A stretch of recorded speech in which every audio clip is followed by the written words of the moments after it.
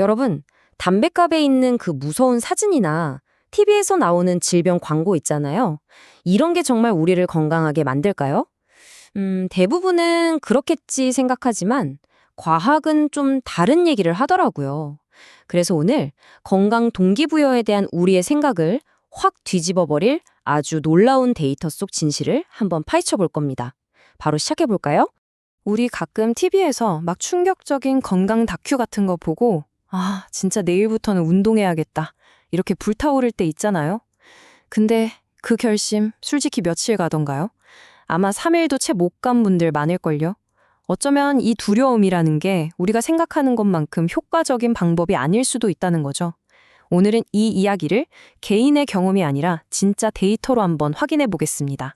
자, 이 질문에 답을 찾으려고 저희가 아주 어마어마한 데이터를 들여다볼 거예요. 그냥 한두 사람 얘기가 아니고요. 무려 20년 동안 수만 명의 한국인 건강 행동을 추적한 연구가 있거든요. 그 연구 64편을 싹 다 모아서 분석한 이른바 메타 분석 결과입니다. 여기서 우리는 개인의 의지 같은 걸 뛰어넘는 인간 행동에 숨겨진 어떤 공식을 발견하게 될 겁니다. 아주 흥미로울 거예요. 아니, 근데 과학자들이 이렇게 복잡한 사람 마음을 어떻게 분석할까요? 이때 사용하는 일종의 분석 툴이 있는데 바로 건강 신념 모형이라는 겁니다. 좀 말이 어렵죠? 쉽게 말해서 우리가 어떤 생각을 거쳐서 운동해야겠다 이렇게 행동을 선택하게 되는지 그 생각의 흐름을 보여주는 지도 같은 거라고 보시면 돼요. 원리는 진짜 간단해요. 결국 우리의 믿음이 우리의 행동을 결정한다는 거죠. 이 모델은요, 우리가 머릿속으로 어떤 계산기를 두드려보고 이건 해야겠다 또는 이건 좀 그런데 하고 결정하는지 그 마음속 과정을 아주 명쾌하게 설명해주는 틀이라고 할 수 있습니다. 자, 이 모델의 핵심은 바로 이 5가지 질문입니다. 우리 머릿속에서 계속 이런 저울질을 하는 거예요. 첫째, 이게 진짜 나한테도 생길 수 있는 일인가? 가능성. 둘째, 만약 생기면 얼마나 심각한 거지? 심각성. 셋째, 그래서 이걸 하면 나한테 좋은 게 뭔데? 이익. 넷째, 근데 하려니까 귀찮고 힘든 게 뭐지? 장애 요인. 그리고 마지막으로 그래, 하자 하고 등을 딱 떠밀어주는 결정적인 계기가 뭘까? 행동 계기. 바로 이 5가지의 힘겨루기가 우리의 행동을 결정짓는다는 겁니다. 자, 그런데 이 연구가 진짜 대단한 게 뭐냐면요. 사람들을 그냥 하나로 퉁 쳐서 보지 않았다는 거예요. 연구진이 상황이 완전히 다른 두 그룹을 나눴거든요. 아직 건강해서 병을 예방하려는 사람, 그리고 이미 아파서 병을 치료하려는 사람, 이 둘을 아주 날카롭게 구분해서 분석했어요. 그리고 바로 이 지점에서 우리가 전혀 예상하지 못했던 엄청난 반절이 드러납니다. 그러니까 한쪽은 건강할 때 더 건강해지려는 예방 그룹이고요. 다른 한쪽은 아플 때 다시 건강해지려는 치료 그룹인 거죠. 출발선도 다르고 목표도 완전히 다르잖아요. 자, 그렇다면 이 두 그룹에게 똑같은 방법이 통할까요? 데이터는 아주 단호하게 말합니다. 아니요, 라고요. 자, 이제 드디어 이번 분석의 하이라이트입니다.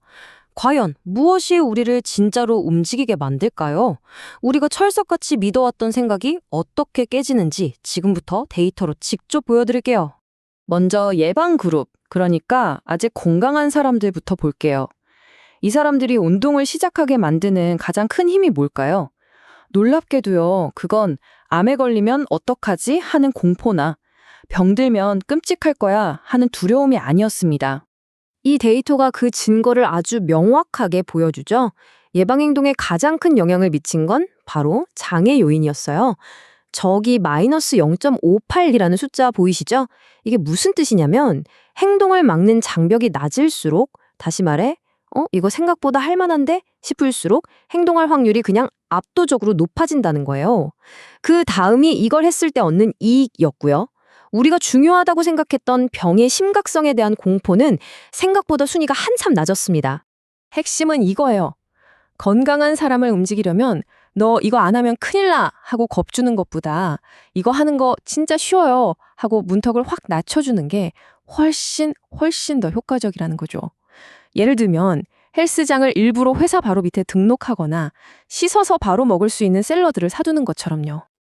자, 그런데 이야기는 여기서 끝나지 않습니다. 이제 무대를 바꿔서 이미 병을 진단받은 치료 그룹을 한번 볼게요. 여기서는요, 모든 규칙이 완전히 180도 뒤바뀝니다. 전혀 다른 이야기가 펼쳐져요. 자, 이 숫자를 한번 보세요.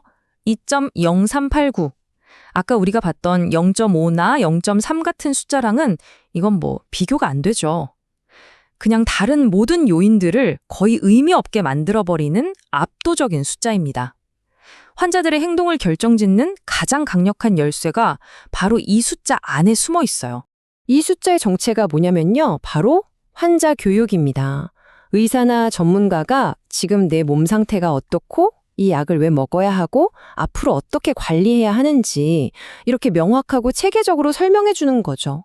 이게 바로 결정적인 행동 계기가 되어서 환자들을 움직이는 가장 강력한 힘이 된 겁니다. 막연한 두려움이 아니라 명확한 이해와 계획이었던 거예요. 반대로 환자들한테는 효과가 거의 없었던 건 뭘까요? 놀랍게도 병이 얼마나 심각한지, 내가 얼마나 위험한 가능성에 처했는지에 대한 두려움은 거리 영향을 못 줬어요. 효과 크기가 0.15, 0.22, 정말 미미하죠. 생각해보면 당연해요. 이미 병과 싸우고 있는 사람한테 그 병 진짜 무서운 거예요 라고 계속 말하는 건 아무 의미가 없다는 걸 데이터가 보여주는 거죠. 자, 이 모든 데이터를 종합해보면 우리는 건강한 행동을 이끌어내는 훨씬 더 똑똑하고 효과적인 방법을 알 수 있습니다. 그래서 핵심이 뭔지 딱 정리해드릴게요. 이 표 하나로 모든 게 설명됩니다. 왼쪽의 겁주기 같은 낡은 방식은 이제 버려야 해요. 더 똑똑한 방법은 오른쪽에 있죠. 건강한 사람한테는 그 행동이 얼마나 쉬운지 그리고 어떤 이익이 있는지를 알려주는 데 집중하고요. 이미 아픈 환자에게는 막연한 두려움을 주기보다 명확하고 믿을 수 있는 교육을 제공하는 겁니다. 누구를 상대하느냐에 따라 전략이 완전히 달라져야 한다는 거죠. 이게 그냥 제 생각이 아니에요. 연구를 진행한 연구진이 내린 결론을 직접 한번 보시죠. 과거의 겁주기 교육 방법보다는 행동을 했을 때 얻는 이익을 알려주고 장애 요인을 줄여주는 방법이 필요하다. 과학이 우리에게 아주 명확한 신호를 보내고 있는 겁니다. 마지막으로 질문 하나를 던지면서 마무리할까 합니다. 만약 우리를 움직이는 진짜 힘이 공포가 아니라 편리함과 이해라면 우리는 언제까지 의지가 약해서 그래 라면서 개인의 탓만 하고 있어야 할까요?